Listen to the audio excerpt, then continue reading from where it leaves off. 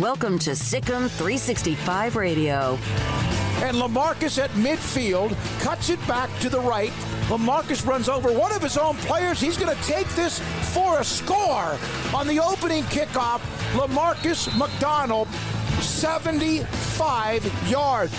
Sikkim 365 Radio is presented by IdealMRI.com. High-quality MRIs for $497 or less. IdealMRI.com. Your health is important, so is your budget. First and goal from the 3. Gaither, this is Powell left side, stops short, leans across and scores. Touchdown Connolly, touchdown Powell. The 3 o'clock hour is sponsored by Waco Custom Marketplace. Meats, sweets, Texas treats, and a cut above the rest. 425 Lake Air Drive, Waco.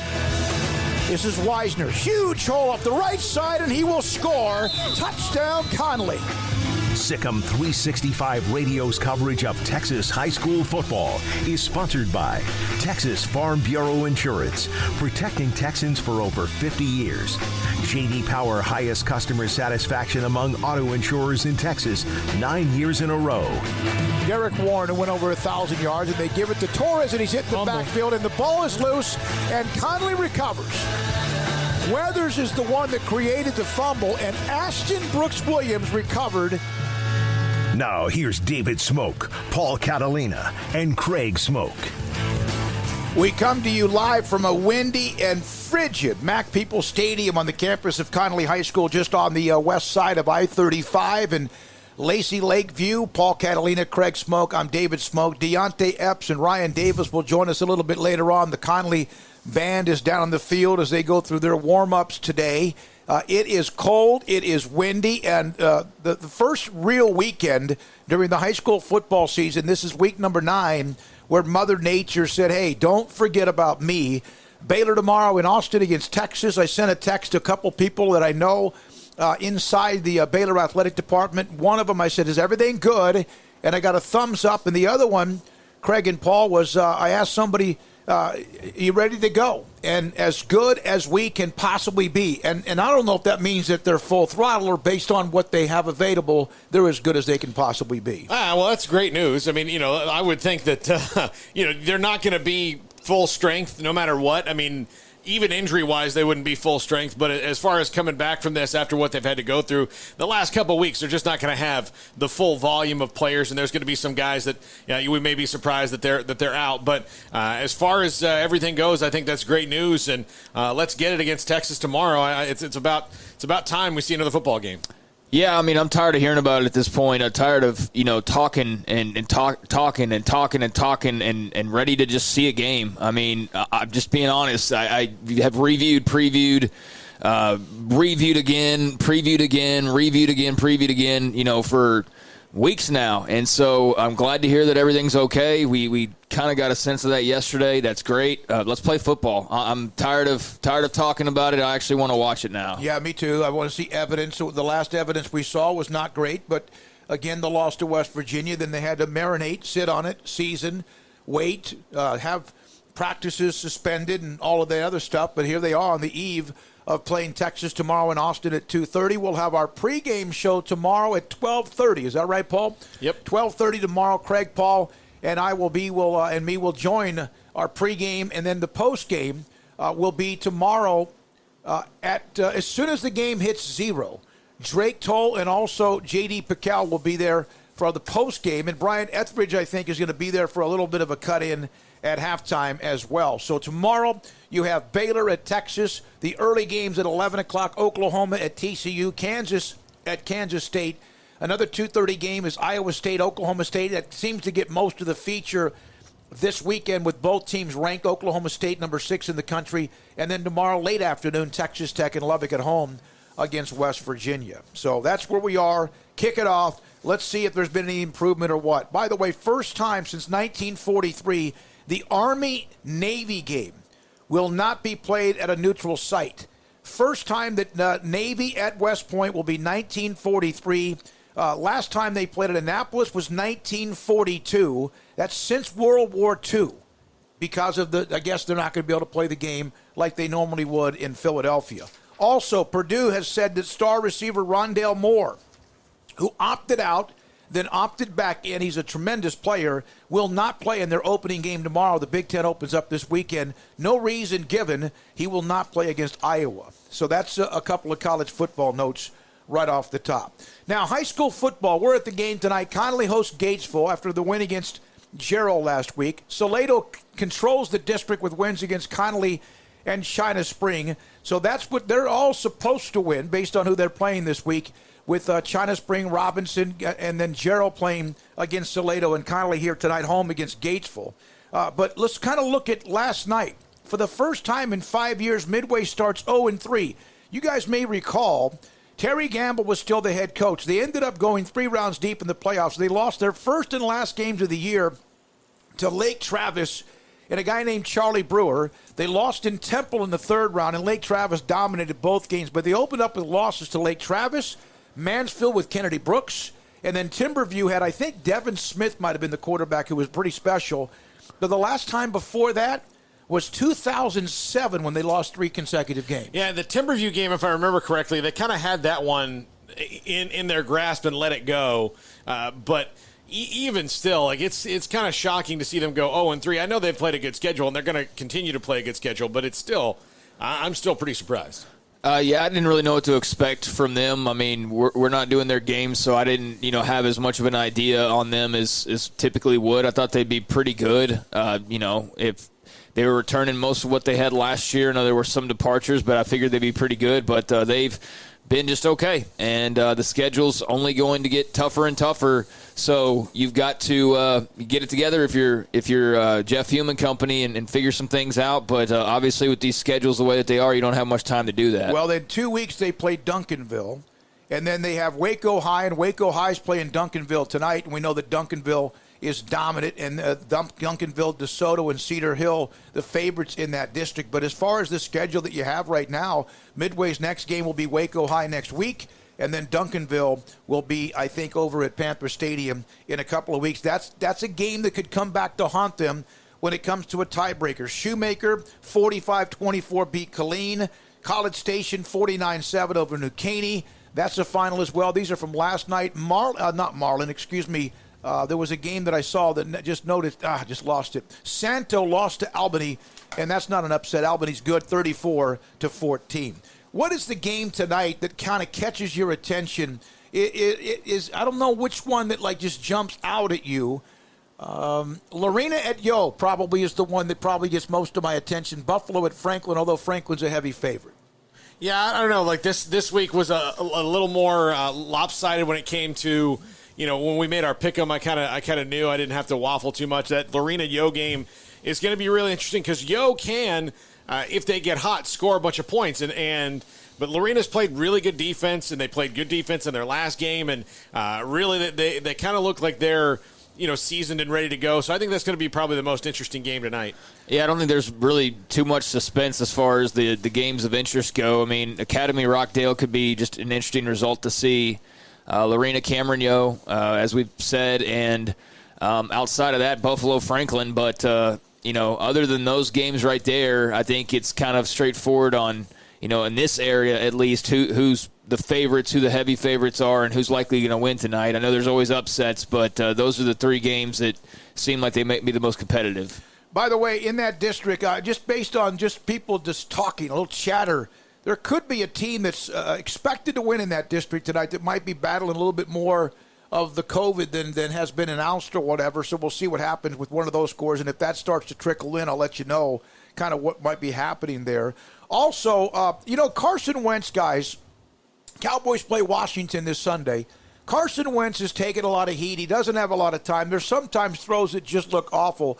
I'm not sure if you watched the end of that game. The Giants had the lead late, and Carson Wentz threw a pass to Boston Scott right there at about the 1-yard line in the corner over a defensive back that was as good a throw you could possibly make, and they end up winning. And I think it's going to come down to Philadelphia-Dallas in the end, but they pulled one out of their to go to 2-4-1. They did, and that was a great throw. The problem is that Carson Wentz makes those throws more often than not, but he doesn't have the guys to catch them. And watching last night, the first, you could have watched two things on television last night. You could have watched the presidential debate, and you could have watched that game, and both of them were equally terrible to watch. So it was tough. I mean, poor Daniel Jones just bursts out and looks like he's going to have a 90-yard touchdown run and stumbles over his own feet. That was about the microcosm of that game. But Carson Wentz has that ability. He doesn't have playmakers. He doesn't have offensive line, and he's not playing all that great anyway. That was the perfect opus for the NFC East last night.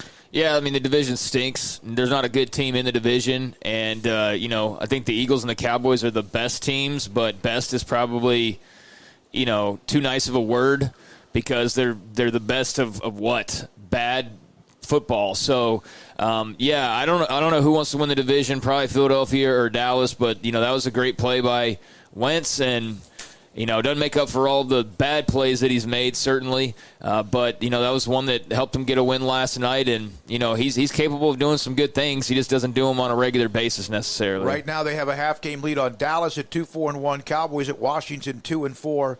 Jerry Jones, by the way, earlier this week, one of the comments he made with what, Craig, you just said, reiterating that in a way, hey, man, listen, I'm winning right now, and I'm slow, but that does not mean I'm any good because I'm just faster than the other slow people. And so they'll try to see if they can jump back into first place. They play at Washington, who they dominate that series and have now for what seems like an eternity. Zach Martin will not play against Washington. That means no Smith, no Collins, no Martin, no Frederick. Of course, we know he's been gone. The others have been gone as well. And that will be a challenge, of course. Connor McGovern, who has kind of been underperforming, will replace Martin in the lineup. Also, Brandon Knight is out as well, and he was the one who replaced Tyron Smith. So now they're hoping, that Cam Irving is ready to go. Otherwise, they've got big problems at left tackle. Here's a note from Todd Archer, ESPN.com. Sick on 365 Radio. We're live at Mac People Stadium tonight, Conley and Gatesville, week number 9 of the high school football season. Craig Smoke, Paul Catalina, and David Smoke. Jerry Jones said this. This is on Todd Archer's feed. And there's something about this that maybe this should be something you pay attention to. The Cowboys, with who's not playing this weekend, Dak Prescott, Zach Martin, Tyron Smith, and Lyle Collins, along with others, 60% of their salary cap, with Zach Martin joining that group, will not be playing this week. Well, that might be something you need to think about because you're spending $30+ million on a quarterback, which is the running price right now, and it's going to go higher.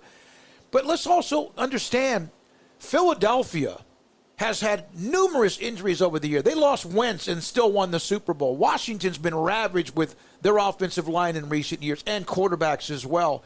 This is kind of like, welcome to what a lot of people deal with. You say that a lot, though, and I get it. I get that they've been fortunate, but they've also been hit by injuries too. Like Romo was constantly injured there towards the end. They constantly had to worry about a season-ending injury, and I know they haven't had the full meal deal out, but they do now. So it's like they might not have had that for years and years and years, but they do right now. So any unfair, that wouldn't even be the right word, but any luck that they may have had, they don't even have that. Everybody's down. So, you're right. They've had luck, but they had it. They don't have it right now. Yeah, and the misery of that, they've had all this luck. What do they have to show for it? Right, nothing. That might be the better way to put it. Yeah. Seriously, it's like having the winner in the lottery ticket in your division for 20 out of the last 25 years, and then you lose it at some point.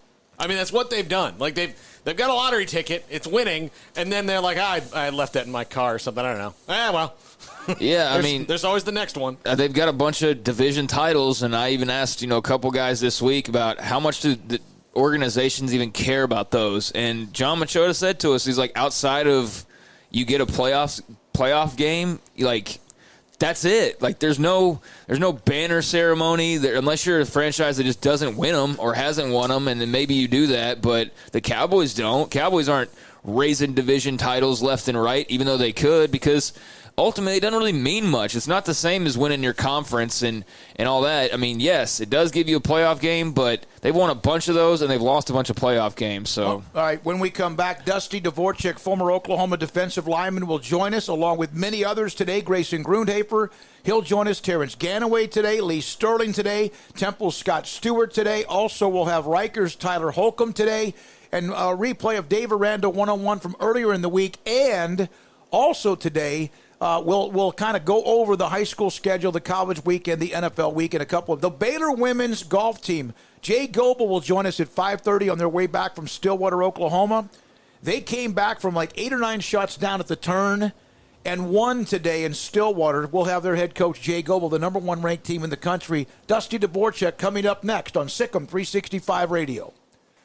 So it's getting cold, and it is cold. It's cold and windy outside. It's, in fact, uncomfortable at times. So it might not be a bad time. It's kind of neat to kind of hang around the grill, cook something, whether it's link sausage or chicken or perhaps a good, fat, nice-looking steak.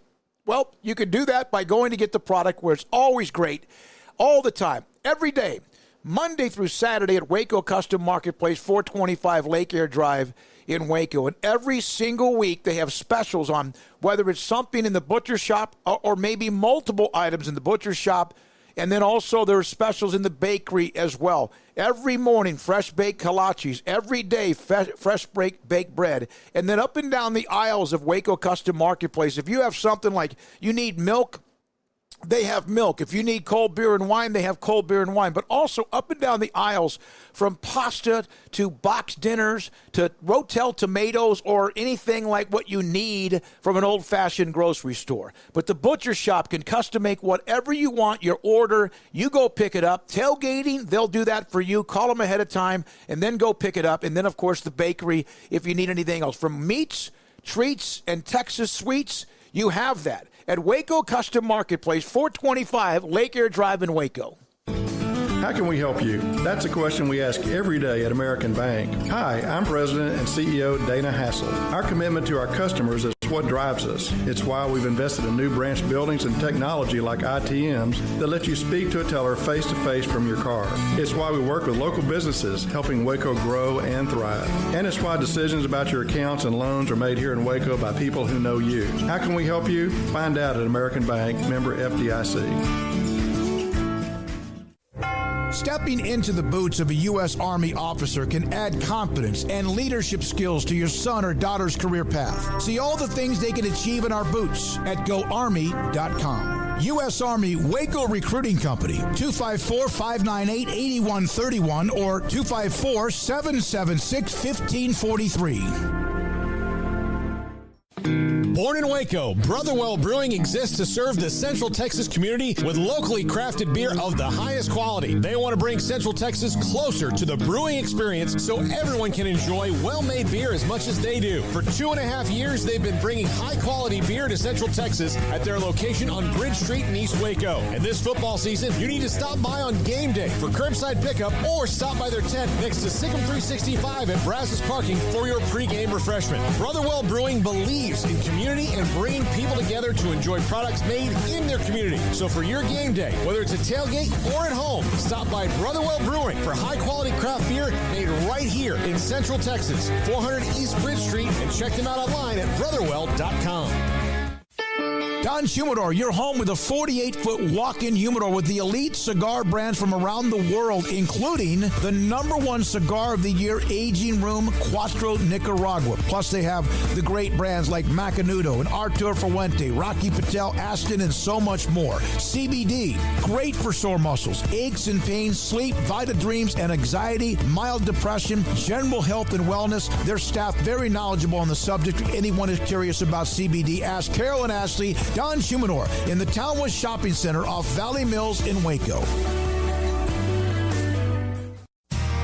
How did Edward Jones become one of the biggest financial service companies in the world? By not acting that way. Financial strategies, one-on-one advice, it's a big difference. And that's why Brad Wilson, your Edward Jones financial advisor, makes sense of investing. Experience the difference for yourself. Brad Wilson, 250 Sharon Drive in Woodway, 254-776-4337. Edward Jones, member SIPC. Graham Property Company will give you the best opportunities and services to navigate and achieve your real estate goals. At Graham Property Company, we strive to establish lasting relationships built on service and performance. Whether you are buying, leasing, selling, or investing, our real estate portfolio and expertise can facilitate your needs no matter what real estate or property need you may encounter. Graham Property Company, property sales, acquisitions, leasing, and management at GrahamInvestmentCo.com. Welcome back to Sikkim 365 Radio. The Sikkim 365 Radio Live Guest VIP Hotline is sponsored by Stonewood Dental. We are all in this together. Baylor football back in action for the first time since the loss at West Virginia. And then, of course, the game with Oklahoma State was pushed back to December. Dusty Dvorak, he'll join us here in just a second on Sikkim 365 Radio. He'll be a part of that broadcast tomorrow in Austin between Baylor and Texas. And Dusty, thanks for your time. Who do you think with what Baylor, and thanks for your time, with what Baylor's dealt with coming off a loss and they've been kind of in a neutral, or Texas with all what's going on in Austin coming off the loss with Oklahoma and before that TCU, who needs the win most? Oh, man, what a great question. Thanks for having me today. I mean, I would say that Texas needs to win most. I mean, a 3-game losing streak in conference play, 2 of those coming at home, you would feel like it's somewhat catastrophic for the expectations that were placed on the Texas football program. I think when you look at Baylor with the new regime coming in, everything they lost, especially defensively from a season ago, and then all the disruptions that they've had to deal with, I think everybody kind of understands and recognizes that, it wouldn't be surprising if they weren't able to get this victory. Whereas with Texas, it already feels, I'm in Austin right now, and it already feels as if the sky is falling. A loss to Baylor tomorrow, I can't imagine what it's going to be like around here. So, I mean, obviously both these teams would like to get a win, but I think that Texas is a team with more pressure and really, really needs to find a way to get this victory. Man, it's going to be tough sledding around here, around the 40 acres in Austin. Dusty, what's the biggest issue for Texas and why they've been so inconsistent? Well, defensively, they've been really poor at the run fit. Chris Ash comes in as defensive coordinator. They've got a lot of not just a new scheme to deal with, but they moved several players to different positions, several safeties, moving the linebacker. And when you watch the way they fit their runs up, it's just poor run fits. They're not in the positions they're supposed to be, and that's caused some chunk runs. I also think just overall mental mistakes, mental lapses. If you watch them, untimely penalties, big mistakes in the special teams game, and it's really plagued this football team. They seem at times to be a team that hasn't been able to get out of their own way. But I really look at, and I guess you can kind of throw lack of a pass rush on there as well. They haven't done a great job harassing passers. Their run fits have been poor, and just overall, they seemingly self-destruct at unopportune times. And that's why they're sitting here at 2-2 and losing the last 2 in Big 12 play. What have you made of the offense? I mean, initially they have scored a bunch of points. I mean, they're I think per game the highest scoring team in the country. But the Oklahoma game, a lot of that was late and also in overtime. And they had the overtime game with Tech prior to that. What do you make of this offense and Sam Ehlinger leading the charge? Well, I think he's a great leader. I mean, he's a tough guy. We know about his ability to run the football. He hasn't had great accuracy at the football down the field. It's been a problem. Mike Yurcich is really trying to work on Sam with that, especially taking shots down the field and completing some of those deep balls that it's been problematic to this point. I think also, and I mean, it is kind of fool's gold when you look at the overall numbers of points per game, because 59 of those came against UTEP, right? Then you've got a multiple overtime game against Texas Tech, and as you alluded to, a 4 overtime game against Oklahoma. We know that this Texas offense, led by Sam Ehlinger, they can be an explosive bunch. But the biggest thing for me, they haven't had balance. Like in their last 2 games, they're throwing it 61% of the time to 39%. And of their 34, or of their, they only had 11 carries to running backs. I think it was 34 carries, 23 went to Sam, 11 by the other 3 running backs combined. I think that's an area that they recognize they've got to do a better job of striking balance, taking some of that pressure off of Sam in the run game, off of him in the throw game. And I think that also helps out your defense to be able to possess the football, play a little bit more ball control. I think the biggest point of emphasis for Texas, though they've got those gaudy numbers offensively, they know they've got to do complete shots down the field at a higher clip. And I think the most important thing, be more effective running the football and really find a way to get those running backs involved in the run game. Yeah, I was going to ask you about the load that they put on Ellinger. And yeah, I mean, obviously he handles it a lot, but eventually you just can only do so much. Charlie Brewer at Baylor, West Virginia was ugly. The offensive line was a mess. Penalties, lots of negative plays. The Still brothers embarrassed them in a lot of ways for the second consecutive year. They're going to have to get off to a nicer start. Brewer's made that comment. Others have made that comment. What do you see right now from him? And they moved Burton to right tackle, Bettier back to guard. They have Newman. They've had a little bit of reps, but not a lot of practice time. Your thoughts about, can they handle that, get that fixed in the matter of what they've had to deal with? They have to, man. You know, that's been the thing as you watch them, as you guys know, completely different offensive lines from game 1 to game 2. And neither unit really has had any cohesiveness, and they've struggled. So, look, don't let the rushing yards fool you. Texas got some big physical dudes, and Joseph Ossai is a legit player up front. So this offensive line is going to be challenged from the onset. And, you know, not knowing exactly what's going on with the COVID, who's going to be in, who's going to be out, you kind of just wonder, is that a group that maybe had gotten hit? Does that change any of the rotation? So that'll be first and foremost what I'm paying attention to. But they do have to get off to a better start. Now, look, Charlie was banged up against Kansas, and so he wasn't all the way healthy against West Virginia. I thought that showed. I think they need to continue to find ways to get Treston Ebner the football. To me, I like when they motion him out. They go empty, and they put him as a wide receiver. If teams are going to play man on Treston Ebner, I think that's going to be a mismatch if you get him on a linebacker. So I think you continue to formulate ways to get him the football. And, you know, kind of like I'm talking about Texas run the football and right with the offensive line, you got to run the football if you're Baylor.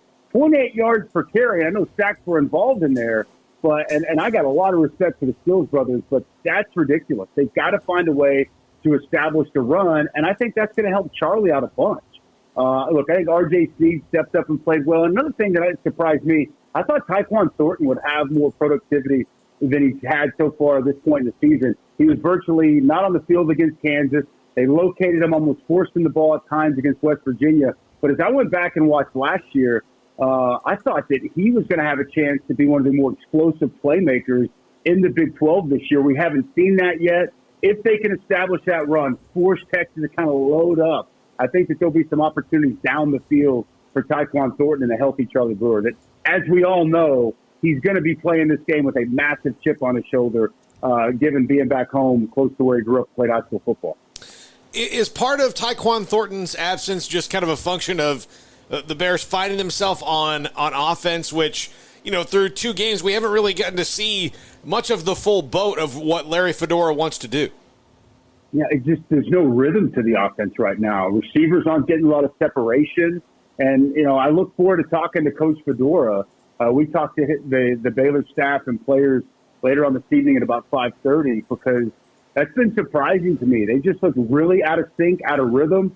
Quarterback, wide receivers not quite on the same page yet. And the lack of separation, I think, is pretty glaring when you really pop the tape in and watch it. So it's a great question, and I'll be intrigued to see what Larry Fedora, what he seems to think the real issue for this offense, primarily, you know, these wide receivers and quarterbacks unable to get on the same page early on the season. Dusty, what do you think of kind of the hot seat that Tom Herman's on right now? I mean, I know there's a lot of things in play from disappointment with the results themselves to, you know, stuff that is going on with the eyes of Texas and all of that. But just what do you make of kind of his current situation there in the ATX? Oh, man, I think he's extremely frustrated. I think that this entire situation, just talking with him today, listening to him in his press conference, I think it's a little bit overwhelming for him, you know, and it's kind of you're darned if you do, darned if you don't. But to me, if you're a coach, you got to back your players. But in doing so, now you're making your administration mad, your fan base mad, potentially some of your big-time donors mad. So it's a really difficult spot. And I can assure you, as he told us today, it's one that he absolutely hates being in. He seems somewhat miserable right now. And I think that that situation, it sounds as if talking to the players as well, they've all kind of spoke their mind. They found somewhat of a common ground. I don't think you're ever going to appease or make everyone happy given the circumstance of that situation. So I think the only thing you do as a coach and as a player is try to put your best foot forward and win football games, because let's be real, when you lose, everything is magnified times 1,000. When you win, all of a sudden it seems as if you can deal with some of these issues. It's not quite as worrisome or so difficult, especially the pressure from the local media, the pressure from the fan base. So I think the biggest thing that they're focused on right now is just finding a way to get a win. But there's no doubt, Coach Herman recognizes the degree of the situation that's going on, and it's something that I don't think he ever anticipated to have to deal with. He's trying to deal with it best he can, but clearly, as he told us today, this whole thing has been somewhat miserable for him, his staff, his players, for everybody to try to deal with. Obviously, in a time when there's so many other things that are pulling everyone in opposite directions. And that's why I go back to the first question you asked me, who this win is most important for. When I was playing for the Chicago Bears, we used to talk about it all the time. Winning is the ultimate deodorant. It can clean up a lot of stink, and it can make you not think about some of the other ancillary things around an organization, around a program, and that's, I think, kind of where Texas finds themselves heading into this football game. I know you'll have the chance to visit with Coach Aranda a little bit later on. His personality and what they've dealt with, obvious a first-year coach, no spring drills. He's not the only one that's had to deal with this. Then the delays, the football-related activities suspended, and then on top of that, he took over a defense that lost 9 starters, although Terrell Bernard is fantastic at linebacker. Your thoughts? It seemed like he might have been the perfect personality. Rule would have had a team that would have been loaded even if he had stayed, but he's gone. Do you feel like Aranda, we do, that Aranda might be just the perfect personality to handle what they're dealing with right now? Cool, calm, collected, seemingly even keel, and he always has the right thing to say, doesn't he? I do think he's a perfect guy for this transition from the Matt Rule era leaving for him to coming in. And based off everything that I can find, he's embraced a lot of the quality things that Matt Rule instilled, the toughness, the hard work, the single digits, clearly something that Dave Aranda isn't going to distance himself. He embraced that, and good on him. I mean, obviously, not opportune. First year, not just a first-year head coach at Baylor, first-year head coach ever. Mm-hmm. And for him to step in this spot and bring in new coordinators, for the most part, an entirely new staff, a difficult situation. But I do think just giving his demeanor, giving his ability to kind of roll with the punches, I do think he is best served for this football team right now. And I just want to touch real quick.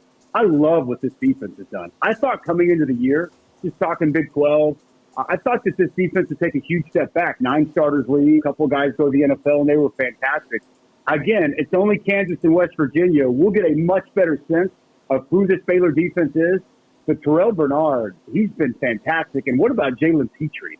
I mean, him coming off the edge in some of their blitz teams when they use him in that star position, I think he's been absolutely incredible. And everybody just plays with great effort. They've been tackling well. I've been blown away given the turnover we see on the defensive side with what Coach Roberts, Coach Aranda have been able to step in and steal, and the way these guys are going out on the field and really playing at a high level. It's been fun to watch, and I can't wait to see exactly what that looks like against Sam Ehlinger and that Texas offense tomorrow. Dusty, what's it like watching film and preparing for games in the COVID era, knowing that you could get to the game on Saturday and multiple people you've watched all week and made notes about could just not be there like that?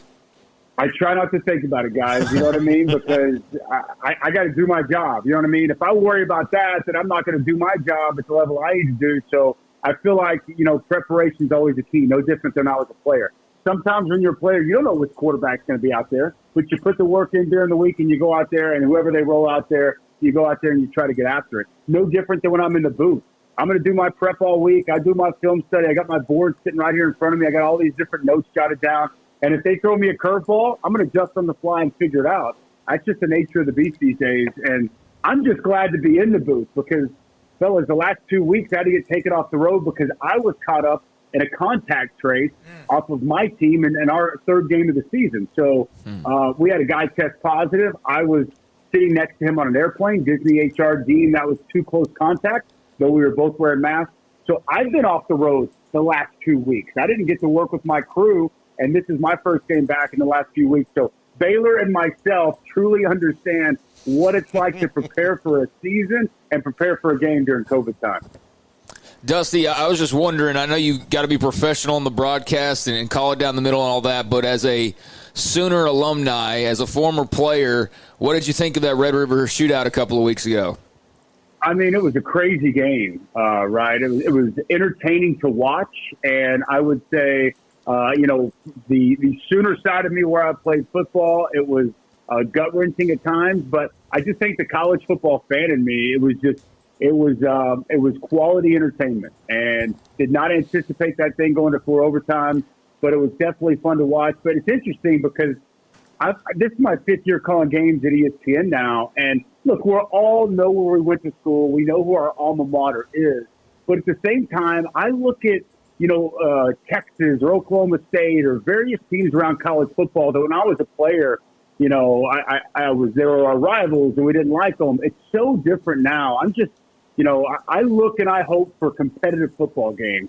And all I look to do now is try to bring the best broadcast I possibly can. So it's crazy because you know where your roots are, but at the same time, it wouldn't matter if I was calling an Oklahoma game. I actually did Oklahoma Baylor a couple of years ago. I try to keep it as down the middle as I possibly can. I know no matter what I say tomorrow, there's probably going to be some people that aren't going to like what I have to say, but I can assure you the way I approach my job each and every week, I try to be as professional as I possibly can. And I really don't have favorites anymore, man. As much as anything, I root for good, clean, competitive football to get a chance to broadcast each week. Dusty, I know you got to go, and again, broadcast tomorrow will be tomorrow on ESPN, 2:30 the kickoff, Texas and Baylor, We'll have the pregame ourselves at 12:30 here on Sikkim 365 Radio.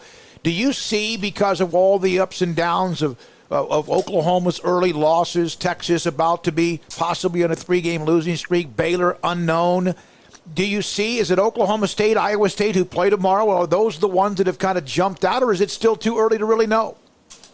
I mean, I think that you have to give those teams credit for being undefeated at this point. I think especially Iowa State, given the teams that they've been able to beat here early on this season. I mean, to beat Oklahoma and to have wins over them and TCU, I think that's extremely impressive. We still don't know a lot about Oklahoma State. I will tell you, they were my preseason pick to win the Big 12 this year because I thought that defense would be really good.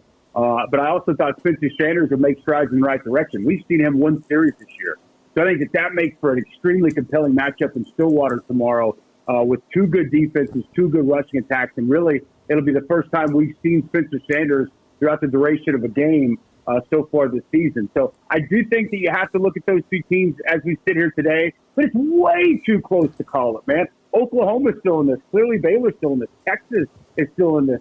Well, Kansas State, we haven't even mentioned. They're still undefeated in Big 12 play with wins over TCU, win over Oklahoma so far. So, the one problem with them, Skylar Thompson going down, I don't know with Will Howard exactly what the ceiling on that football program is. But to me, outside of Kansas, sorry for any Jayhawks fans out there, I feel like, 1 through 9, this is as close as the Big 12 has been in a long, long time. And I think for the most part, if you don't bring your A game, anybody can beat anybody. So it's way too close to call, who the actual, no doubt about it, favorite to win the Big 12 championship is right now. I look at 4, maybe 5 teams who I could paint a scenario and paint a path to get to Arlington and compete for a Big 12 title. Well, we discussed Baylor Bears. Your Bears are 5-1. I mean, that's your alma mater in the NFL, huh? How about that? I mean, it's defense, baby. The monsters of Midway getting after it. Khalil Mack and that pass rush. They got a tough one on Monday night against the Rams, but I'd be lying if I didn't say it's been fun to watch. Now, I'm a Dallas kid originally. Yep. So, I grew up as a Cowboys fan. That's when I fell in love with football. It was watching, 3 Super Bowl championships out of 4 years. So I would be lying to you guys if I didn't say that that's still truly where my heart and my family's heart lies. But I always root for my Bears. They're like my 1B squad when I'm talking NFL. So as bad as the Cowboys are, to hell with them. I'm all about the Bears these days. Great stuff, Dusty. Thank you so much for being a part of the show. Good luck with the broadcast tomorrow in Austin. Appreciate your time. Hey, thank you, guys. You have a great weekend. What a great segment. What a great analysis all the way across the board. Dusty Dvorak tomorrow, part of the broadcast, ESPN, Baylor, and also Texas And, I just brought that question up to him because I started thinking about it when he came on. Who needs a win more? It all depends really what fan base. But it's folks in Austin. I mean, the Baylor fans probably feel like they need a win more, but just overall climate, I think Dave Aranda's in much better shape than Tom Herman is. And I was on Austin radio this morning, and they were asking me, like, well, what do you think of this Baylor team? And it's like, I'm not trying to be negative. I know it probably sounds that way, but, like, when I come on the air today and I'm like, I'm tired of talking about it, it's because we've been talking about nothing, basically, for 3 weeks. We've been talking about no practices. Been talking about nothing but COVID outbreaks, basically. And now we've been previewing UT for like 2 weeks. And so, I was telling them, I was like, all we've done is been able to talk about it, but we have no idea. Yeah. We have no idea. Like, no one knows. Nobody. And we won't know until we see more of them tomorrow. And I know when I hung up, or towards the end of the interview, those guys are like, Texas has no business losing this game, and I agree with them. Like, if Texas loses this game, there are no excuses. Baylor hadn't played in 3 weeks. The last time they did play, they didn't look very good. They have not practiced basically at all during that time period. Guys have been in and out of the lineup availability-wise. Just go on and on and on. I'm not setting the table for Baylor to get their butts kicked tomorrow. I don't want to see that, and that would not be, I think, really all that defensible, even with what I'm saying, but Texas really has no business losing that game tomorrow, in my opinion. So it's going to be interesting from that standpoint because I know Baylor's going to come in and play hard. I agree. And if Texas doesn't beat them, I think Tom Herman, man. We talked about almost too much about him and not enough about Dave Aranda, the job he's been doing. Yeah, and that's true. He's barely been doing one. I got a text from a friend who said, Tom Herman should win with all that talent. Who says it's talented? Yeah, Who you know says? what? I saw Recruiting something the other day, services. and recruiting services, I saw something the other day, and a guy from our Daily Bears brought this up. I give him credit for this. There was some stat, it was, Frogs of War, whatever the guy's doing. He's talking about the talent level, and they were trying to say that Baylor, and of course it showed TCU like a plus 35 and Texas, that Baylor had lost talent level in the last 3 or 4 years. No, they haven't. They've gotten really pretty good talent. And about to get maybe their best signing class since the possibility of the one that blew up in 2016 with who they have committed to 2021. Their talent's completely on par with TCU's. I don't know what that guy's talking about. I don't know what point he was trying to make. But, outside of like a 4-star DB here and there, the talent's pretty much the exact same. I agree. It's the same people they're looking at most of the time. Go ahead. But with Texas, maybe it's time to wrestle with maybe Tom Herman's not recruiting the right guys. Well, that's been the case really for them for a decade. Yeah, exactly. Well, that's what got really Mac ran out that's eventually. Exactly right. And if you look at Texas and the recruiting, and I know we're not making it all about Tom Herman, but that is probably the biggest storyline heading into tomorrow. No matter who you root for, that's the biggest storyline is what happens if Texas loses this game. And their recruiting rankings right now, they're still top 20, but they slid with the departure or decommit a week and a half ago, and so they're not even top 5-ish right now. So that's another thing that you start to look at and you go, well, shoot, man, where's the momentum at? There's not really much to speak of. And you're not going to have one of those signing day silent commits that all of a sudden 5 guys sign, you don't think. When we come back, we'll have Grayson Grundhafer. Speaking of recruiting, we'll be able to talk to Grayson from Sikkim365.com. Terrence Ganaway today at 4 o'clock. This is Sikkim 365 Radio. They are the title sponsor of this show, and they help you save hundreds, if not sometimes thousands of dollars. I'm talking about Ideal MRI in the Central Texas marketplace in Waco. IdealMRI.com, where you can get an MRI for $497 or less, and that's every single time. It's not $497 one time and $1,853 the next time. Premium quality MRIs, convenient, affordable, that's Ideal. On average, an MRI can cost over $1,100. Now, that's on average. Some might be less, but some might be much more.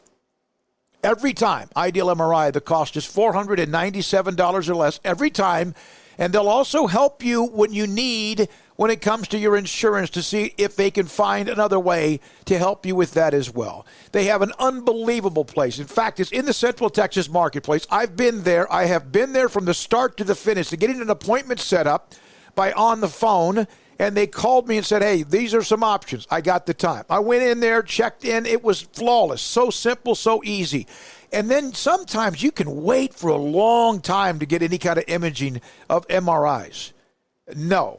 You walk in the door, you check in, they come in, the Texan specialists bring you back to the next room. It's like, it's just boom, boom, boom. And next thing you know, I'm in the MRI machine. And I was a little nervous because at times those things do kind of spook me. Just a little bit. Not every time, but there's been a few that it was, man, I need to probably take some sort of a Valium. And it was fantastic. They talked me through it the whole time, the music, the headsets. Yes, that stuff's available elsewhere, but just something special about Ideal MRI. Not because they're the sponsor of this show. It's because I dealt and actually lived through that time with them that morning, and it was flawless. Get a call that night on the MRI, the imaging, share it with my doctor. He says, okay, this is what we should or shouldn't do. It was all in one day at idealmri.com. Dodge is #1 in initial quality, according to J.D. Power. Get great Dodge deals and no payments for 90 days at Allen Samuels. Load up your family and all of your gear in a new 2020 Dodge Journey crossover, now with up to $4,750 in cash and subprime offers. Dodge Charger SXT is the perfect sports sedan. Get up to $5,170 in cash and subprime offers. Choose special financing from Chrysler Capital, your friend in the car business. Allen Samuels. At Baylor University, students find their place to shine.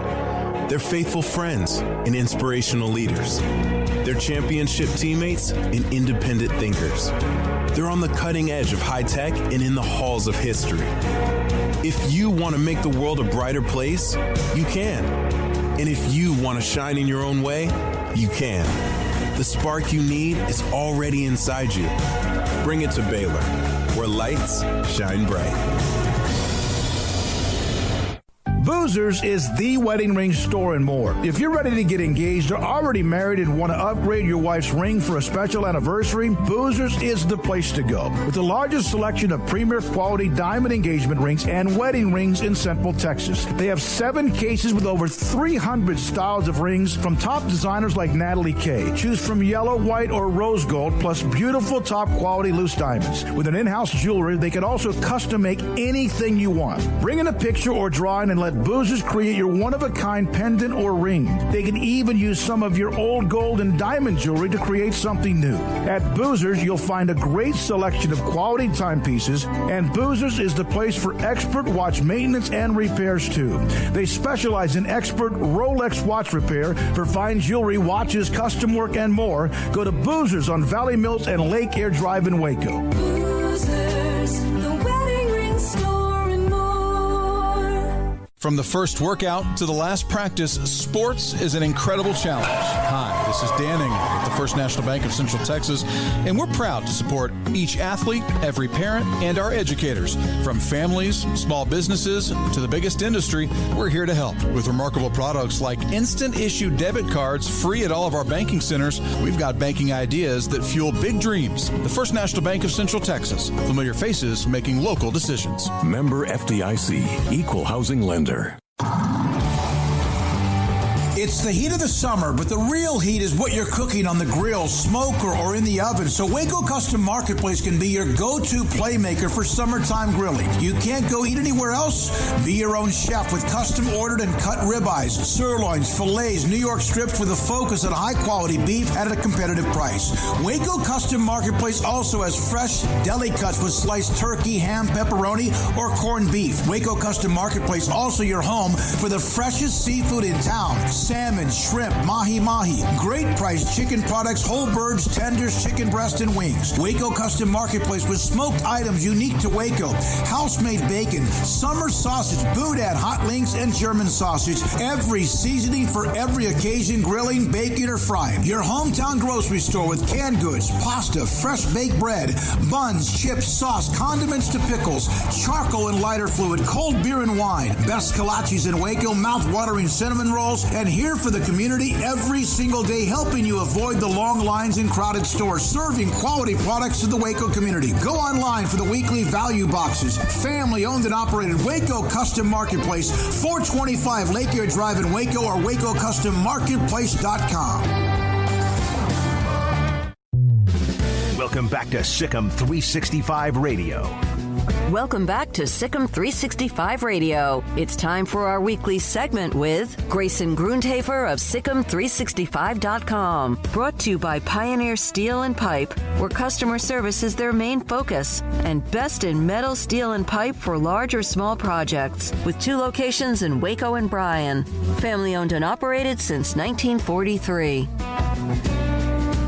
3:49. We're at Mac People Stadium. Conley tonight. Gatesville. Our broadcast 7 o'clock. Pregame 7:30. The Kick. Grayson Grundhafer. Sikkim365.com on Sikkim 365 Radio. He and Craig both do trust the podcast. It is lengthy. It is thorough. It is informative. How much fun do you guys have? And I'm asking you, Grayson and Craig. You both can respond. But is the mailbag? Are there times when you get something in the mailbag and you got to wonder if you should call the FBI? I mean, I think we've definitely had some weird questions for sure in there that we've had to respond to. I know Craig's favorite are when people ask about 30 questions in one question. I know that's always his favorite one. So post more of those, guys.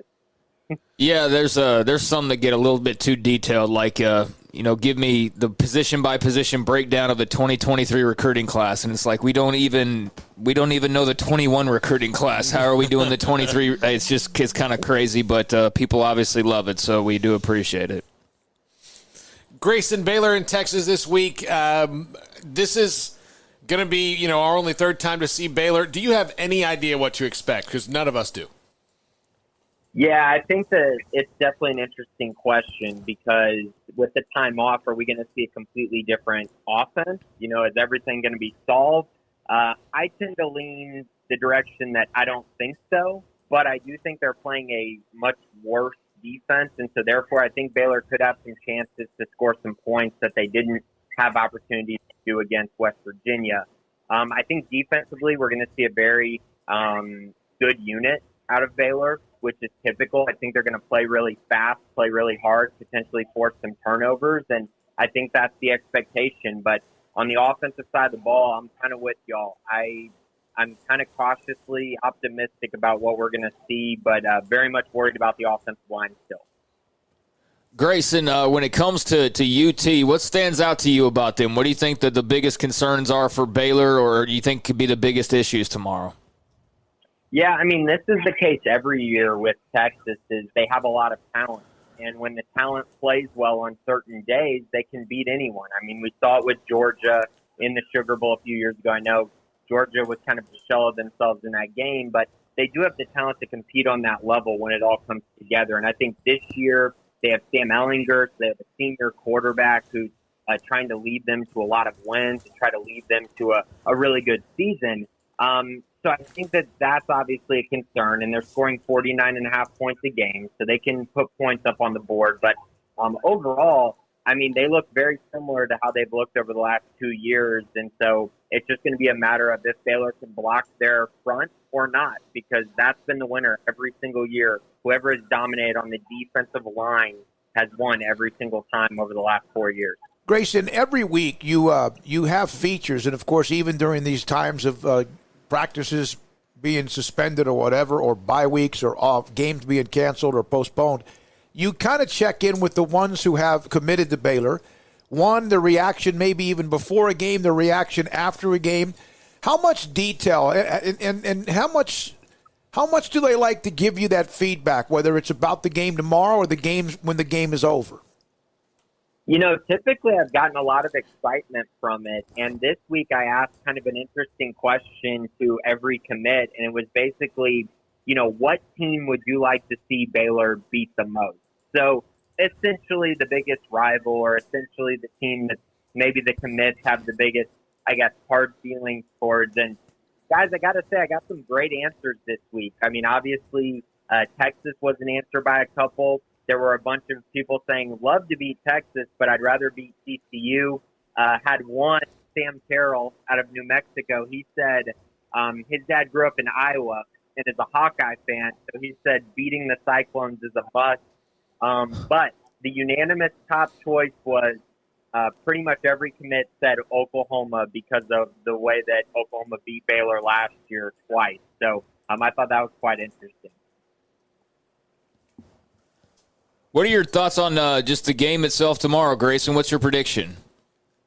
Yeah, I think we talked a little bit about it on Trust the Podcast about where I think this game could end up score-wise, and I'm kind of coming down a little bit on the score a little bit. I have a feeling it might be a little low scoring. I'm thinking it's going to be something like 24-21, and I think Texas is going to come away with the win. I just think that Baylor still has some things to correct, and I think if they play Texas at the end of the season, they might have a better opportunity to win that game, but I think this one's going to be pretty tough for them. But hoping for the best and hoping for Charlie Brewer to come out and have a great rebound game, because I think that would be huge for Baylor and huge for the trajectory of this coaching staff early in the season. If, in fact, they have this delay, and then if, in fact, they go to Austin and they win, how much of a jolt would that be for Dave Aranda and his coaching staff, even though they're looking at certain players and kind of have locked in on certain people? Oh, it's massive.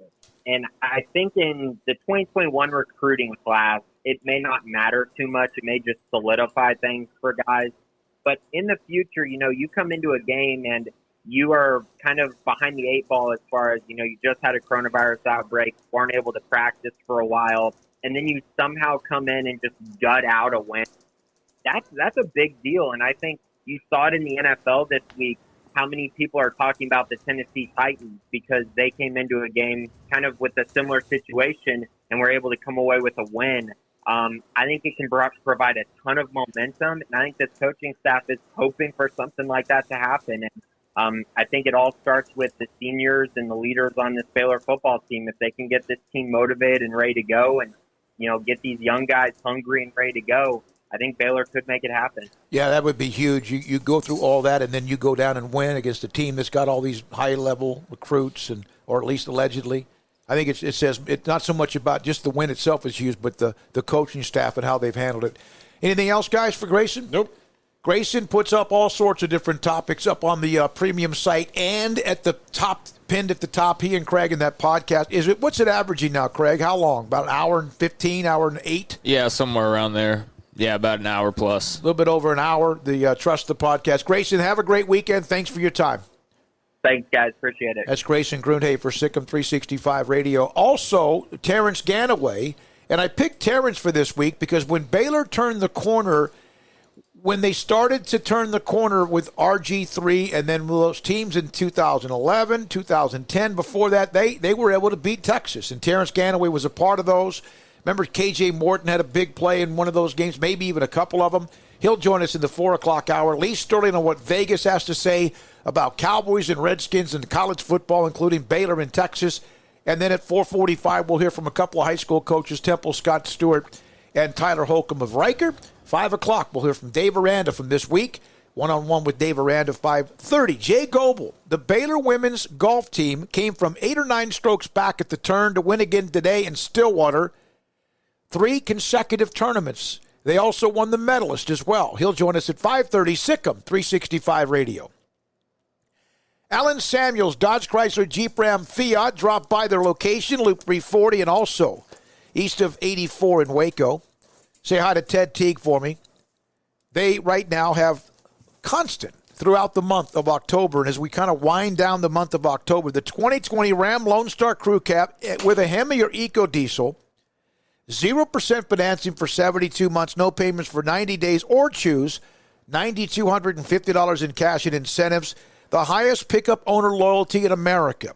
Also, Jeep fans, the Jeep Adventure Days, including employee pricing for all and on 2020 Gladiator Sport, no payments for 90 days. 2020 Jeep Renegade, 0% for 72 months, no payments for 90 days, or up to $6,250 in cash and subprime offers. And a lot of times you hear the word or the phrase tougher than nails to describe the Renegade.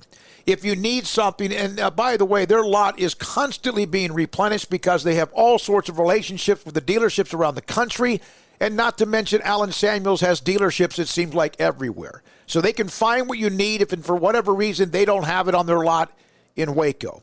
No matter what part of the country, don't forget Alan Samuels, your friend in the car business, an FCA Customer First Award of Excellence winner. They want to help you. Alan Samuels, Dodge Chrysler Jeep Ram Fiat, Loop 340 east of 84 in Waco. A Ideal MRI is a small family business right here in Central Texas. We're open to support you while lowering the cost of healthcare bills.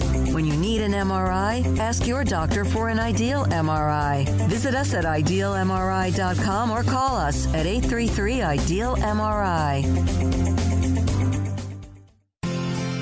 Mazzana Construction is celebrating 52 years as an award-winning, family-owned and operated business excelling in general construction and construction management. Mazzana Construction is proud to support Connolly ISD's tradition of excellence in education and athletics, including owners calling Connolly High their alma mater, Vicky Mazzana, class of 1974, and Aaron Miner from the class of 2002. Mazzana Construction, celebrating 50-plus years by building trust with quality work. MazzanaConstruction.com. Have you tried a do-it-yourself program to lose weight? You may not know that in a typical do-it-yourself program, a quarter of the weight you lose is due to muscle breakdown and loss. With COVID harming obese and overweight patients, being at ideal body weight is more important now than ever. Over 30 physicians in Central Texas, tired of seeing patients fail at losing weight themselves, opened Muscle-Wise Nutrition. This is a coach-managed weight loss program that targets fat and spares muscle. The 4 Muscle-Wise locations have taken off over 19,000 pounds from Texas dieters in the last few years. The combination of coaching and weekly body composition analysis to target the fat loss are the keys to success. The coaches teach you how to eat and live a healthy lifestyle. Email Sikkim365 at musclewisenutrition.com today, and the coaches will contact you about their free educational seminars. Do not wait. Email today and start MuscleWise at Sikkim365 at musclewisenutrition.com.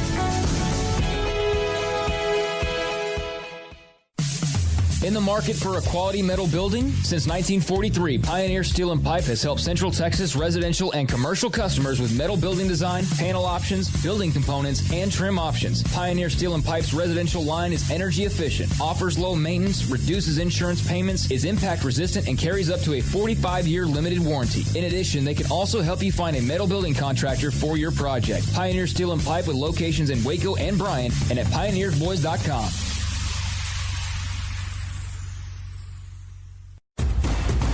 Hey, this is Bryce Petty, former starting quarterback and 2-time Big 12 champion, and I know firsthand the importance of being in top shape both on and off the field. So listen up, men. If you're feeling beat down day in and day out and looking for that high-performance edge that separates the men from the boys, then look no further than the Petty Clinic Low T in Waco. Petty Clinic is a comprehensive men's healthcare clinic with an atmosphere catering to men. Board-certified Dr. Kent Petty has a special interest in offering the highest quality medical care to men of all ages. Some of the services offered include screening and treatment for low testosterone or thyroid, infertility, high blood pressure, diabetes, high cholesterol, sleep apnea, while offering comprehensive wellness exams and complete men's health lab panels. High performance men, remember, it's not just a Petty thing. This is Bryce Petty, encouraging you to reach out and Google search Petty Clinic Low T or go to pettycliniclowt.com and get your complimentary lab screening today.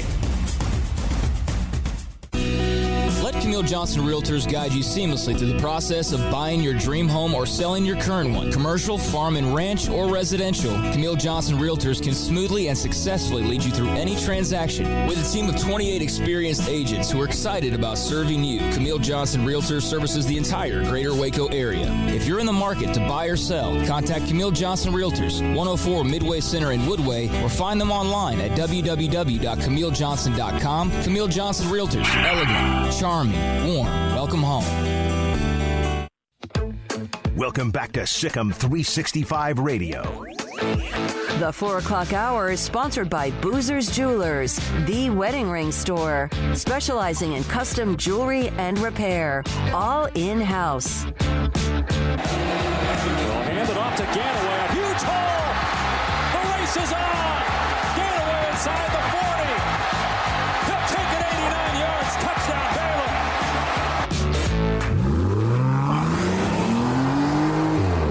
This segment on Baylor Athletics on Sikkim 365 Radio is brought to you by Richard Carr Buick GMC Cadillac, located at the Imperial Drive exit off Loop 340 in Waco. Proud supporters of all Baylor Athletics.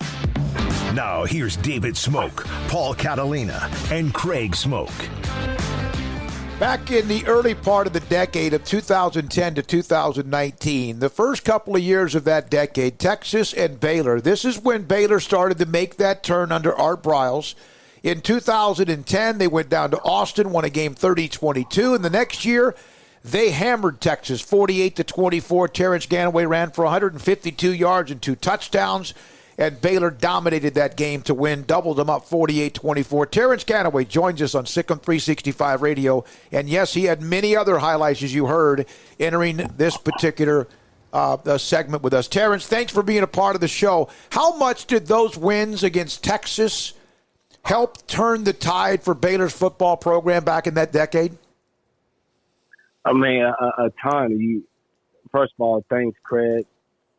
Thanks, David and Paul, for having me. But a ton. You think about, ability to be able to recruit against Texas and Oklahoma, even in Texas A&M, even though they're not in our conference.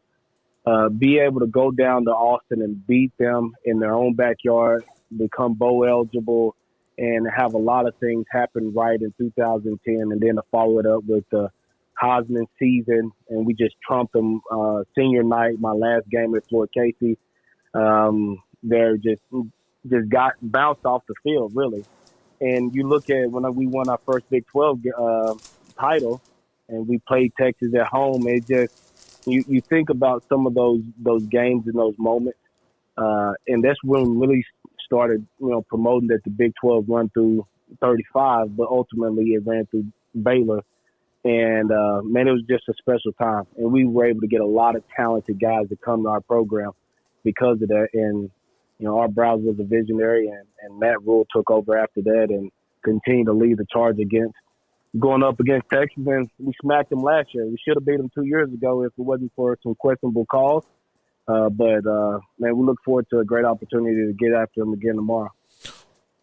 I know when you ask players who are on a current team that does this mean anything more because it's the University of, and yada yada yada, they'll give the standard answer of no, I mean there's all the same. But Terrence, they're not the same. Was this one for you guys one that was definitely not the same? 100%. I mean, you think Texas looked at us like we didn't deserve to be in the Big 12, that we were the scum of the Big 12, and the laughingstock of the Big 12. So a lot of it is we just got tired of getting, spit on and kicked at all the time. So, we got together and we said, this is how we want to run a program. This is how we want to build a program. And we need to go to Austin. We need to take care of those guys that sit on their high horse. And the only way that you can, beat a guide, if you will, in Texas is to show that they can bleed. And they've been bleeding since 2009, really. And their program is in a world of hurt. And I think Baylor is on the rise again. And I think Dave Aranda is the perfect guy to do it. Yes, a lot of these players in that locker room today are fired up to go play tomorrow. And they will make plays that are out of body because they're so in tune with what that moment means and what that game brings to them. So, Terrence, we've had 3 weeks now to kind of just get ready for a game, and we've had now a couple of weeks to be talking about Texas. What are you actually expecting from this Baylor football team? What do you think we might see that could be different or sharper, or what do you think might still be a struggle in terms of what you see on the field tomorrow? Yeah, we have to have the ability to stretch the field with our receivers. We got great receivers that can stretch the field, that can catch the ball in space. We got running backs that can, that are dynamic, that can take it 80 yards at any given moment in any given situation. So our inability to stretch the field against West Virginia, they kind of just hunkered down, and they were okay with short routes underneath. We did a lot of crossing routes. I think there's a lot of learning from Fedora's standpoint is him seeing and identify different coverages. If you remember some of those crossing routes against West Virginia, the guys were getting lit up right after they caught the ball or they're about to catch the ball. And everyone knows when you're running across in a zone and there's someone in front of you, you have to stop and settle in the hole. So I think there'll be a little bit more continuity between Charlie in the offense, whereas Fedora can identify those issues.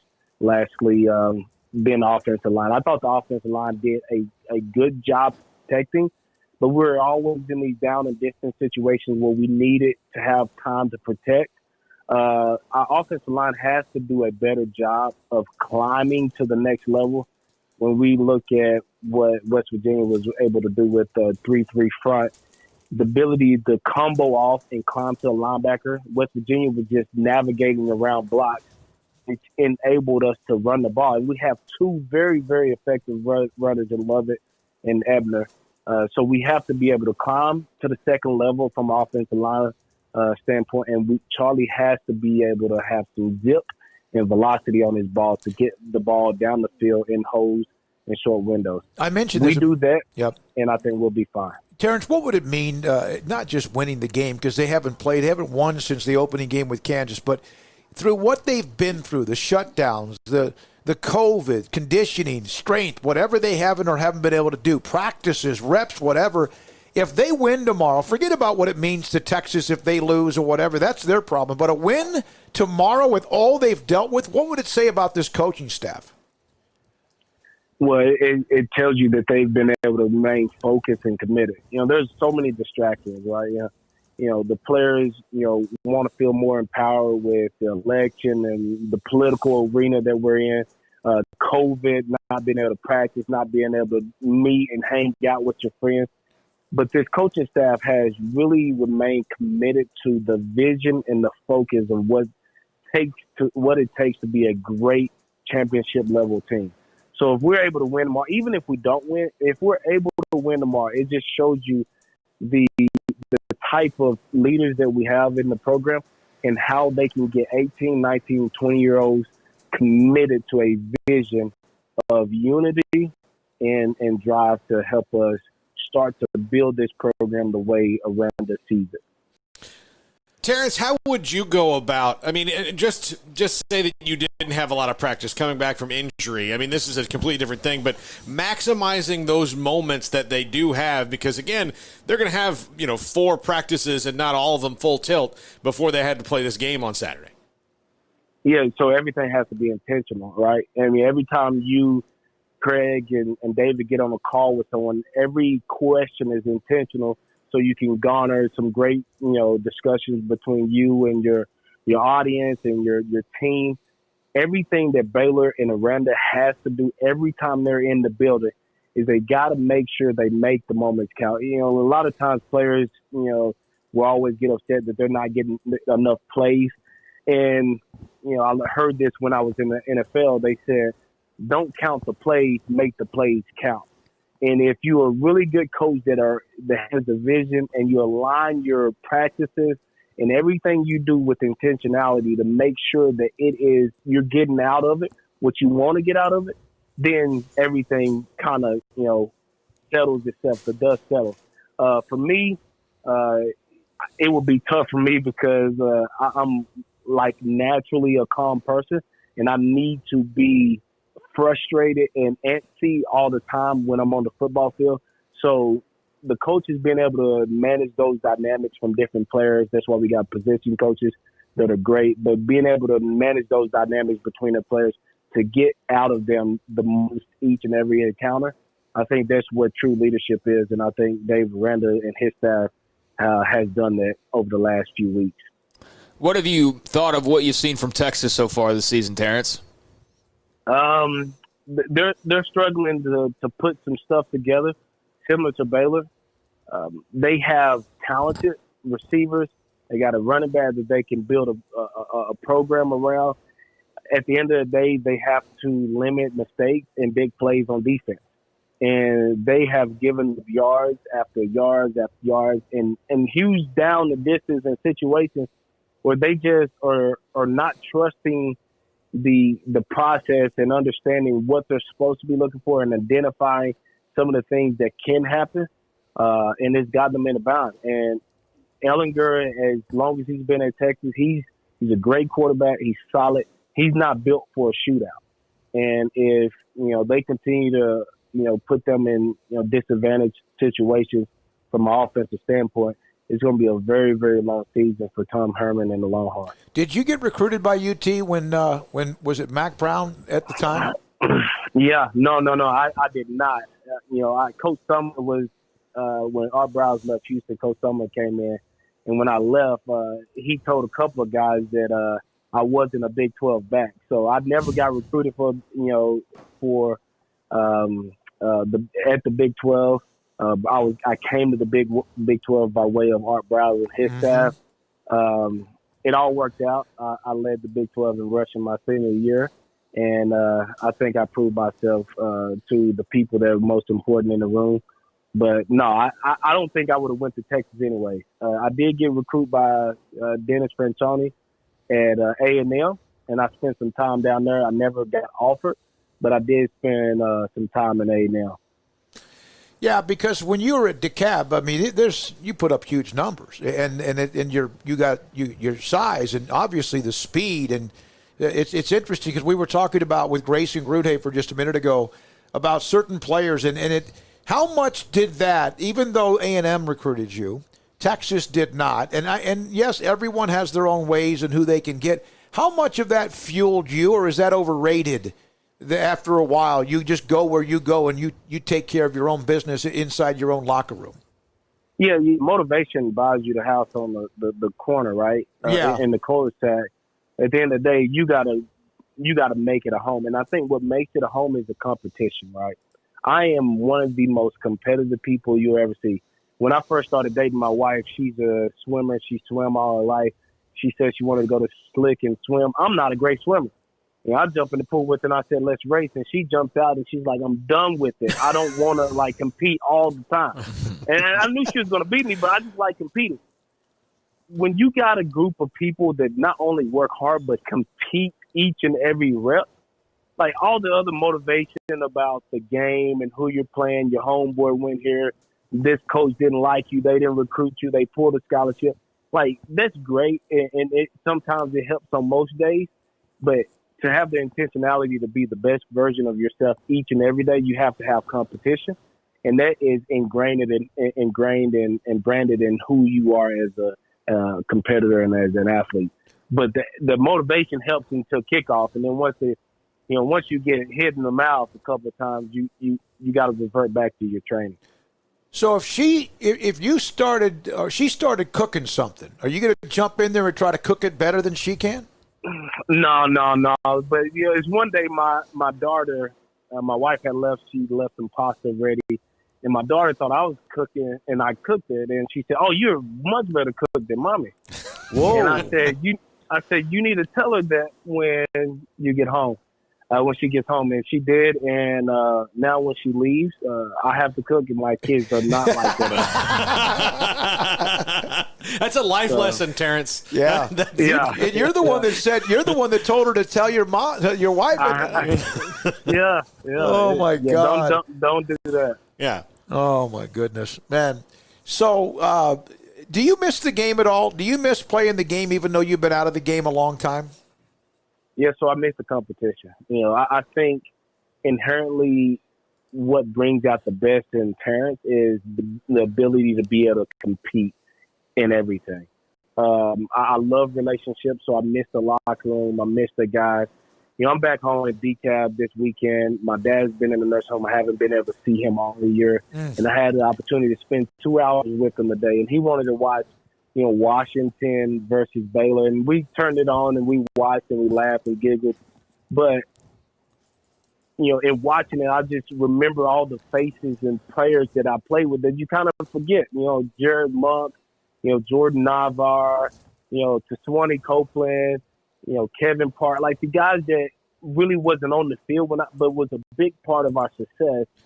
And, I just missed the locker room. So, yeah, today more than most days, I missed the locker room, the camaraderie with the guys. But I shared some text with Robert and Lanier and Salubi last weekend. So I got a great contingent of guys that I keep in contact with and wish them well. Well, we haven't even asked you. We haven't had somebody from your era on in about a month and a half or so. So we haven't asked you about the 4x100 team that you would put out from your era of speedsters at Baylor. Yeah, somebody sent something. They said some crazy stuff, and I remember sending it to Robert and them, and I was like, "This guy's drunk." So obviously, Robert, Tevin Reese, Lanier Sampson would have to be three of the people on that relay, regardless of what your beliefs is. You got Dimitri Goodson, who would be a great leg. You got Antoine Goodley, who would be a great leg. Isaac Williams was dynamic. He was fast. I don't think he makes that top 5 or 6 players that I would put on my 4x4. But I would have Lanier starting it. I would have Tevin Reese on the second leg, and I would have Robert, whoever handing it to Robert, on the final leg to just bring it home. But I think those 3 without question would have to be on everyone's list. Yeah, they didn't watch football. Yeah, I think somebody added you in because you had a couple of long runs. But no way. Tell them it's angles on the 400. Everyone's running the same distance. There's no angles. So I would not be on that relay. Yeah, that won't be like that run against Washington in the Alamo Dome when you just went poof, like right through a keyhole, will it? No, it would not.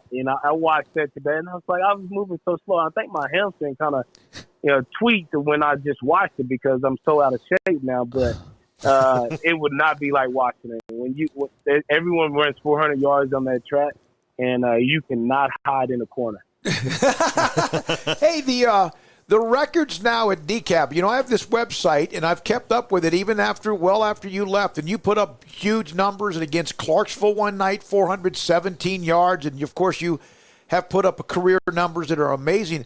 There was a young man named Jaquan Jackson a couple of years ago. Did you ever get to watch him? He had 472 yards for DCAB against Ore City. Yeah, he is a dynamic player. I mean, he was hurdling, he was jumping. I actually talked to Jaquan and his little brother Jason quite a bit. They're just great people, and I want them to be successful. And I think they got a little brother that's coming through DCAB. Both of them are college athletes right now, but I think they got a little brother that's going to be better than them, they feel.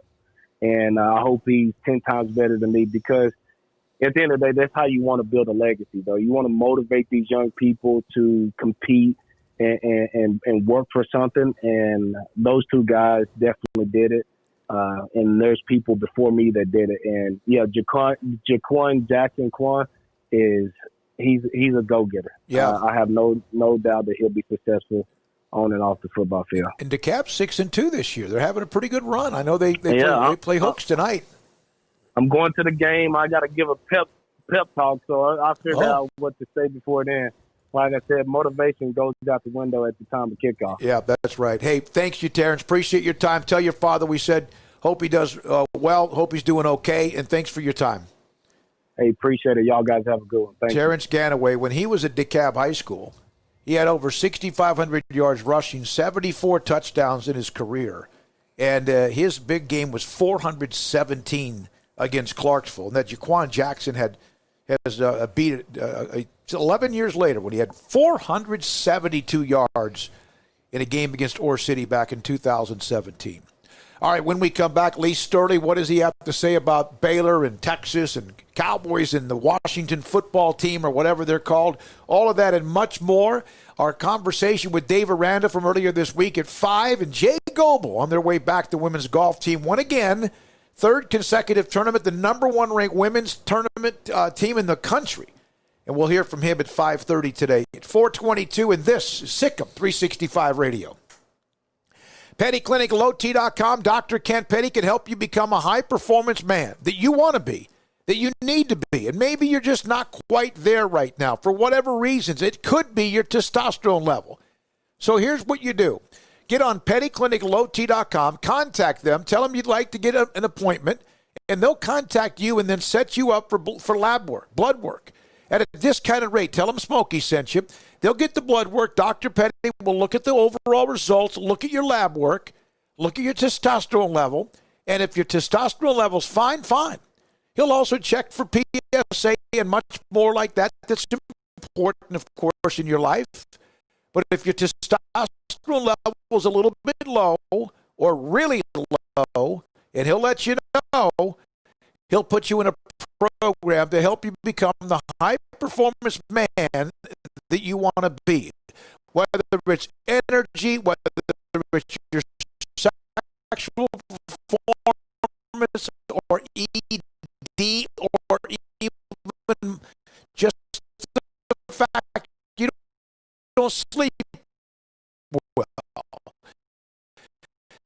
Petty clinic low